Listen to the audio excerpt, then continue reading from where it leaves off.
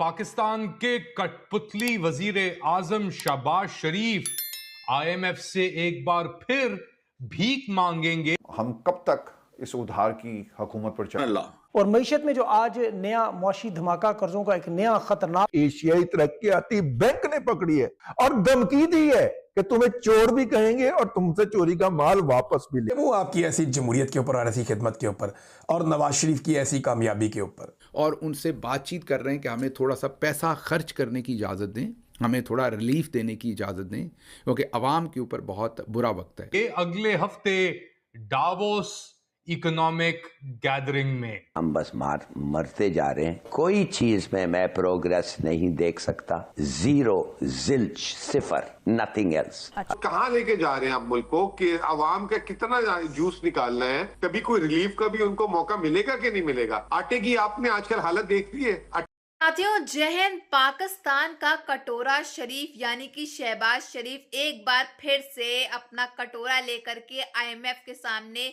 Loan की गुहार लगाता फिर रहा है। और इतना ही नहीं, इनके बड़े बड़े बयान इनके कैबिनेट मिनिस्टर्स के द्वारा आ रहे थे कि अब तो हम 6 महीने के अंदर पाकिस्तान इतनी तरक्की कर जाएगा कि हमें आईएमएफ की जरूरत ही नहीं पड़ेगी। तो फिर क्या हुआ इनके बयान का? जो ये बड़े बड़े बयानात दे रहे थे कि हम जो है ये कर लेंगे वो कर लेंगे, 6 महीने भी, यहाँ तक कि एक महीना तक नहीं गुजरा, 2 हफ्ते तक नहीं गुजरे और ये फिर आ गए आईएमएफ के दर पे अपने हाथ पैर जोड़ने कि हमको जो है आप लोन दे दीजिए कैसे ना कैसे करके, क्योंकि पाकिस्तान की हालात जो हैं वो और ज्यादा खराब होते चले जा रहे हैं। पाकिस्तान की आवाम जो है, इतना ही नहीं, पानी बिजली ये सब तो है ही, अब गैस की भी किल्लत होने लगी है पाकिस्तान के अंदर। जी हाँ, एलपीजी गैस जो है उसकी भी हालात काफी ज्यादा खराब हो गए हैं। वज़ीर आज़म पाकिस्तान दोबारा आईएमएफ की मिन्नतें करने जा रहे हैं और आईएमएफ की जो मैनेजिंग डायरेक्टर है उनके साथ वज़ीर आज़म अब मुलाकात करेंगे, क्योंकि जो कारनामे शरीफ खानदान ने और जरदारी खानदान ने किया है उसकी कीमत पाकिस्तान की सारी इंडस्ट्री और सारे पाकिस्तानी चुका रहे हैं, मिलियंस ऑफ डॉलर। इस रिपोर्ट को गालिबन दबाया गया है और डॉन ने जाहिर है अपने ज़राए से हासिल की होगी, लेकिन ये रिपोर्ट जो है वो सर्कुलेट नहीं हुई एट एनी लार्जर कैनवस। एशियाई तरक्याती बैंक ने पकड़ी है और धमकी दी है कि तुम्हें चोर भी कहेंगे और तुमसे चोरी का माल वापस भी ले। पुतली वजीर आजम शहबाज शरीफ अगले हफ्ते आईएमएफ की मैनेजिंग डायरेक्टर से मुलाकात करेंगे स्विट्जरलैंड के डावोस में, जहां पे दुनिया के अमीर तरीन मुल्क और फाइनेंशियल इंस्टीट्यूशंस के सरबराह जमा होते हैं। एक ऐसा मुल्क जिसका वाकई ही में दिवालिया निकल गया है, जो अपने पब्लिक सर्विसेज की जो तनख्वाहें हैं वो भी कर्जा लेके पे कर रहे हैं। ये यहां तक कि प्राइम मिनिस्टर ऑफिस के जो मुलाजिम हैं उनको भी कर्जा लेके अपनी तनख्वाहें दी जा रही हैं। वो अब कह रहे हैं मैं आईएमएफ की चीफ से जाके बात करने वाला हूं मैं डावोस में।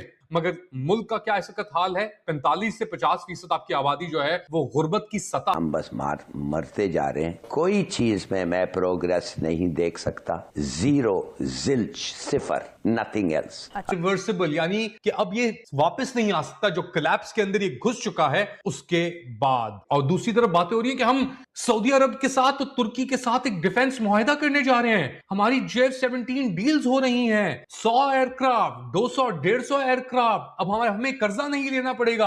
आपकी इंडस्ट्री खत्म हो गई है भाई, आप भीख मांगने जा रहे हैं आईएमएफ से। ये आपकी हकीकत है, ये आपकी रियलिटी। और फिर लोग कहते हैं यार तुम तनकीद कर रहे हो यार। तो शरीफों ने और जरदारियों ने मिलकर जो एनर्जी की प्राइसेस बढ़ाई पाकिस्तान में एलएनजी और बिजली के जरिए से, एलएनजी के मुआहदों और आईपीपीज के जरिए से, उनकी वजह से पाकिस्तानियों की कमर टूट गई। अब बची कुची इंडस्ट्री को और कारोबारी हजरात को बचाने के लिए, देखिए सबको तो पीआईए तोहफे में नहीं दे सकते ना, ये सबको तो ये बड़े बड़े अपनी जो सरकारी महकमे वो तोहफे में नहीं दे सकते। बाकी लोगों ने तो मेहनत करके पैसे कमाने हैं। तो कॉस्ट ऑफ प्रोडक्शन बहुत ज्यादा हो गई, क्योंकि पाकिस्तान में एलएनजी और आईपीपीज वाले गंद की वजह से ये इतना महंगा हो गया पाकिस्तान के अंदर प्रोडक्शन करना कि जो सनतकार हैं वो भागना शुरू हो गए। अब उन्हें रोकने के लिए ये आईएमएफ से दोबारा दरखास्त करेंगे कि जनाब हम 2000 अरब का कोई एक रिलीफ पैकेज देना चाहते हैं सनतकारों को, हमें ये देने दिया जाए। का वो क्लिप दोबारा ऑन एयर गया हो या जाने दिया गया हो, हुआ ये है कि एशियाई तरक्याती बैंक ने धमकी लगाई है। किसको लगाई है? हुकूमत पाकिस्तान को, शहबाज शरीफ की हुकूमत को, आसिफ अली जरदारी साहब की हुकूमत को, बिलावल भुट्टो जरदारी साहब की हुकूमत को, कि हमसे आपने कर्ज लिया था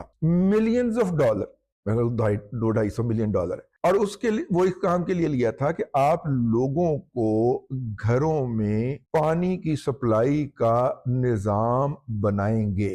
कहाँ लेके जा रहे हैं आप मुल्क को कि अवाम का कितना जूस निकालना है, कभी कोई रिलीफ का भी उनको मौका मिलेगा कि नहीं मिलेगा। आटे की आपने आजकल हालत देख ली है, 2800 रुपए 20 किलो आटे का थैला हो गया, 2800 रुपए।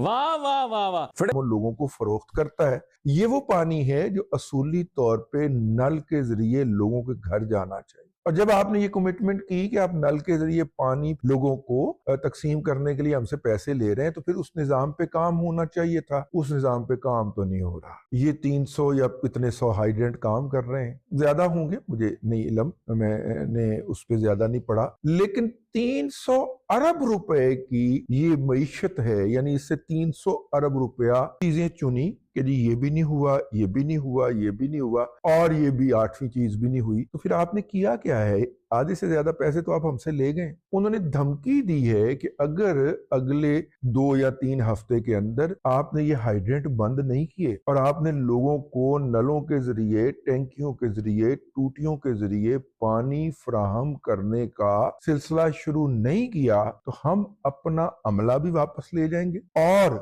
अपनी बाकी पैसे भी नहीं।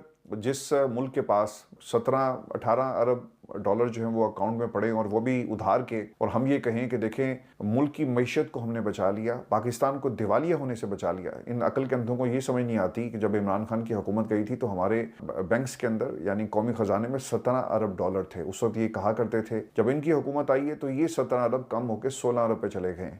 आपने तो सियासत को कुर्बान किया रियासत के लिए, तो ये तो खजाने भर जाने चाहिए, लेकिन ऐसा कुछ क्यों नहीं हो रहा? क्योंकि हमारे पास सर कुछ भी नहीं है। आपने देखिए, मैं ये कर करके थक जाता हूँ, लेट्स फॉरगेट दिस। मगर एक चीज मैं जरूर आपको बताऊंगा कि जितने लोग खड्डे में गिर के मर रहे हैं कराची में ना, 24 तो गिर के मर गए हैं और पता नहीं और कितने गिर के मरेंगे।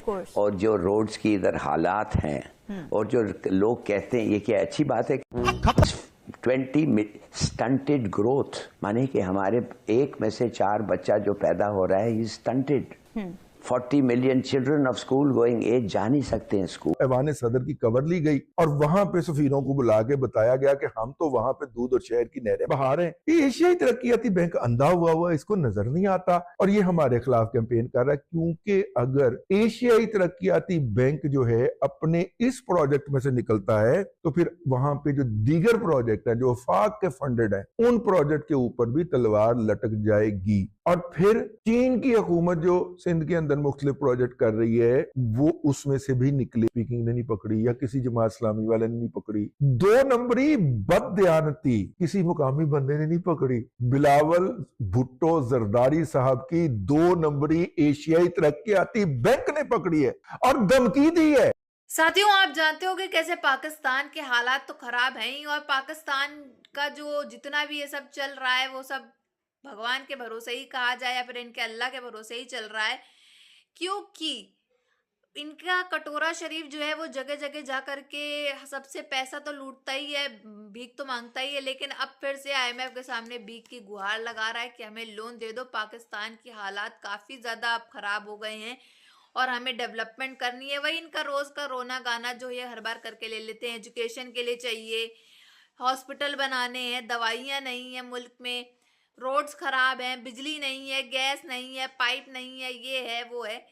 ये सब कर करके ये लोन तो ले लिया करते हैं, लेकिन डेवलपमेंट 1% की भी पाकिस्तान भर के अंदर दिखती नहीं। और इनके मिनिस्टर ने अभी कुछ समय पहले ही बयान दिया था, मोहसिन नकवी ने, कि कैसे हम जो है अब पाकिस्तान 6 महीने बाद ऐसा हो तरक्की कर जाएगा कि हमें IMF की कभी ज़रूरत नहीं पड़ेगी, हम लोन नहीं लेंगे, हमारे फाइटर जेट्स बिक रहे हैं, इतने रेट बढ़ा दिए शहबाज शरीफ ने, फलाना फलाना। इनके बड़े बड़े ये सब नौटंकियां जो ये हर बार करते रहते हैं पाकिस्तान को हाइप में लाने के लिए, दिखाने के लिए दुनिया भर में कि हाँ पाकिस्तान की भी वैल्यू है, पाकिस्तान की रिस्पेक्ट है। क्योंकि अंदर से बहुत अच्छे से जानते हैं कि इनकी कोई रिस्पेक्ट नहीं करता है, तो ये हाइप करते हैं इसीलिए कि हमारे ये न्यूज़ चले, ये होएगा तो लोगों को पता चलेगा कि पाकिस्तान भी कोई बढ़िया चीज़ है, ये है वो, पाकिस्तान मुल्क भी तरक्की कर सकता है, उसके भी फाइटर जेट्स बिक सकते हैं। ये सब अपना रुतबा बढ़ाने के लिए, पाकिस्तान की शान बढ़ाने के लिए सब नौटंकी करते हैं। लेकिन हर कोई जानता है ये कितना फेक स्टेटमेंट है, ये कितनी फेक न्यूज़ है, कितना क्या है। क्योंकि पाकिस्तानी कभी सच्चाई दिखाते नहीं है, हमेशा जो बोलते हैं वो हमेशा झूठ बोलते हैं और अपने वर्ड्स पे तो कभी टिके ही नहीं रह सकते ये पाकिस्तानी। तो ये वही हो रहा है जो हर बार होता आ रहा है कि ये अपने अभी भी वर्ड्स पे नहीं टिके।